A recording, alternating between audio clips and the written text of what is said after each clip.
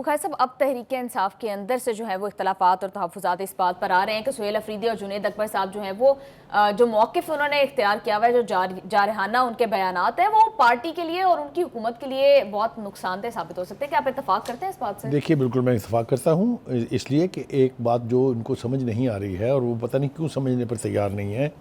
जो इकाइयाँ होती हैं ना, वो मरकज़ के साथ ताउन के बगैर सर्वाइव नहीं कर सकती। ये चारों सूबे जो हैं ये मरकज़ के साथ जुड़े हुए हैं, एक इकाई के साथ ये मोतियों की तरह से जुड़े हुए हैं। अब अगर आप ऐसी गुफ्तगू करनी शुरू कर दें कि कोई एक सूबा खड़ा हो के मरकज़ को चैलेंज करना शुरू कर दे, तो मुझे बताइए कहाँ से उस मुल्क में अमन रहेगा, कहाँ से उस मुल्क को चलाया जा सकेगा। ये हरकत अभी नहीं कर रहे हैं, जब से पीटीआई वहाँ हुक्मरान हुई है, तीसरी रिजीम है ये 12वां के 13वां साल शुरू हो गया उन्हें, बल्कि 14 साल कह रहे हैं कुछ लोग, ठीक है।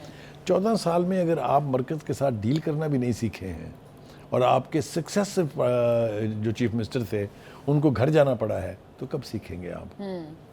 मैंने और आपने पहले प्रोग्राम में जिस दिन उन्होंने तकरीर की थी पहली इलेक्ट होने के बाद, क्या कहा था कि ये मुझे नहीं, खैर की उम्मीद नहीं लगती मुझे, जो लबो लहजा जो अल्फाज का चुनाव इन्होंने इख्तियार किया है उससे यहाँ पर कोई ना कोई गड़बड़ होने वाली है। फिर हमने बाज़गश्त सुनी कि जी वहाँ गवर्नर रूल्स लग सकता है, ठीक है। फिर हमने बात इससे पहले सुनी थी कि वहाँ पर एक फॉरवर्ड ब्लॉक बन रहा है, याद है ना सब कुछ।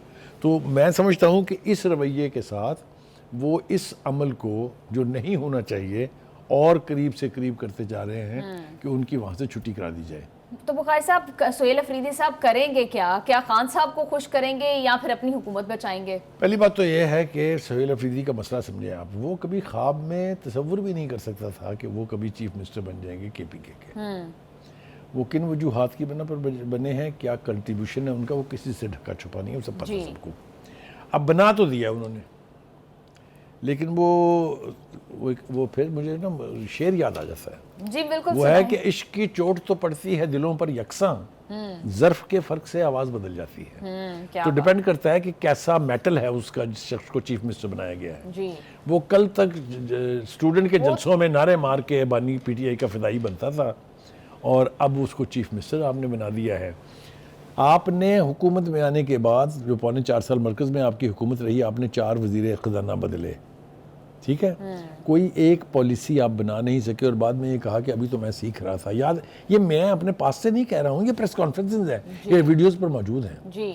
तो कहने का मतलब ये है कि अगर आपने ऑन द ग्राउंड आके सीखना है तो फिर यही कुछ होगा ना जो हो रहा है। जिस तरह की अनगार्डेड, जिस तरह की ख़तरनाक गुफ्तगू मौसूफ कर रहे हैं, वहाँ कुछ ना कुछ तिया पंचा होने वाला है और इज़ इन द मेकिंग। जी बुखारी साहब, लेकिन वो तो बानी की लाइन पर चल रहे हैं। अगर बानी की लाइन पर नहीं चलेंगे तो बानी हटा देंगे, अगर at the same time establishment से जो है इख्तलाफ करेंगे तो गवर्नर रूल आ जाएगा। मसला तो सुहेल अफरीदी साहब के लिए, उनको क्या करना चाहिए? उनको कोई मशवरा? उनको तो कोई मशवरा आप दे नहीं सकते ना, जिसको पता हो कि मेरी ज़िंदगी का, उन्होंने कहा था कुर्बान होना है, मैंने दुआ भी मांगी थी, तो उन्होंने अपनी जान देनी है, उन्होंने हुकूमत नहीं चलानी, उन्होंने वहाँ के अवाम के लिए कुछ नहीं करना। उन्होंने कैदी नंबर 804 जो है उसको खुश करने के लिए कुछ भी करना और कुछ भी कहना है, जो कि वो कह रहे हैं। जो खौफनाक सूरत हाल है वो ये है कि इसी तरह के उकसाने पर, जिसमें खुद बानी PTI भी शामिल थे और उनकी पार्टी की क़यादत भी थी, शाह महमूद कुरैशी को कहते हैं ना कि जिन्होंने तो कोई कसूर नहीं है, बकवास है बिल्कुल ये, उन्होंने टेलीविज़न के ऊपर आके लोगों को उकसाया था कि आप अपने घरों से निकलें, डूब मरें, आप घरों में बैठे हुए हैं। तो ये जो सुहेल अफरीदी कर रहे हैं, एक तो आप नाम गलत ले रही हैं, सुहेल बुज़दार साहब जो फरमा कर रहे हैं वहाँ पर, वो जो है 9 मई जैसी सूरत हाल को जन्म देगा। इसी तरह उकसाने के ऊपर लोगों के बच्चे मरवा दिए इन्होंने और जेलों में सड़ रहे हैं। ये भाई भी मुझे लगता है कि वही काम करेंगे, क्योंकि इनको कोई पजीराई पंजाब में नहीं है, कोई पजीराई सिंध में नहीं है, कोई पजीराई बलूचिस्तान में नहीं है। ये वहाँ के अपने सूबे के अवाम को उकसा के, बच्चों को इकट्ठा करके फिर कोई ना कोई ऐसा काम करेंगे कि माएँ जो हैं फिर रो रो के ज़ारो कतार जो है अपने बच्चों की रिहाई की दुआ। जी बुखारी साहब, 12-13 साल से आपने कहा कि गवर्नमेंट है इनकी, लेकिन परफॉर्मेंस वाइज देखा जाए तो कुछ भी नहीं है, गवर्नेंस पे बिल्कुल कोई फोकस किसका नहीं रहा है। फिर वोटर किस तरह से इंटैक्ट रहते हैं? हर साल इनको वोट कैसे मिल जाते हैं? देखिए, 2 तजर्बे हैं ना हमारे पास इनके इलेक्शन जीतने के, एक 2018 और एक 2024, ऐसे ही है ना। 2018 का इलेक्शन अगर आप कहते हैं ना कि ये जीत के आए थे, तो फिर मेरा आपके सदके जाने को दिल चाह रहा है। RTS मैंने थोड़ी बिठाया था जिस तरह ये आए थे। उसके बाद मैंने ये कभी नहीं कहा कि तहरीक इंसाफ या इमरान खान साहब पॉपुलर नहीं है। पॉपुलर थे तो 2024 में लोगों ने वोट दिए, लेकिन आपकी परफॉर्मेंस कहाँ है? जो वो वोटर है, ये बड़ी रुथलेस कुव्वत का नाम है।